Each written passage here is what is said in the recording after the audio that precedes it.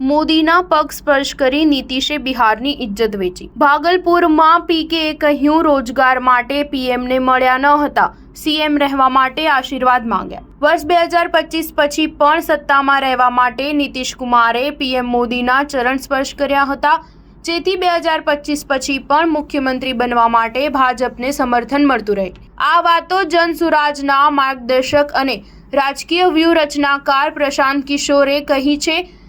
તમને જણાવી દઈએ કે લોકસભા ચૂંટણી 2024ના પરિણામો આવ્યા બાદ 7 જૂને એનડીએ નેતાઓ અને નવા ચૂંટાયેલા સાંસદોની બેઠક યોજાઈ હતી। આ દરમિયાન બિહારના મુખ્યમંત્રી નીતિશ કુમાર વડાપ્રધાન નરેન્દ્ર મોદીના ચરણ સ્પર્શ કરતા જોવા મળ્યા હતા। આ ઘટના પર લોકોએ પોતાના મંતવ્યો વ્યક્ત કર્યા।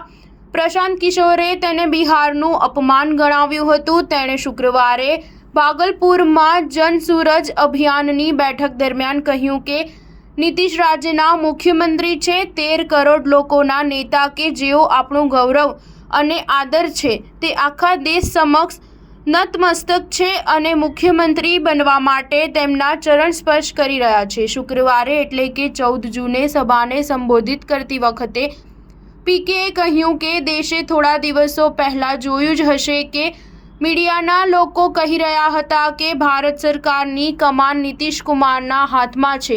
જો નીતિશ કુમાર ન ઈચ્છે તો દેશમાં સરકાર નહીં બને। નીતિશ કુમારના હાથમાં એટલી સત્તા છે। તેમણે વધુમાં કહ્યું કે નીતિશ કુમારે બદલામાં શું માંગ્યું?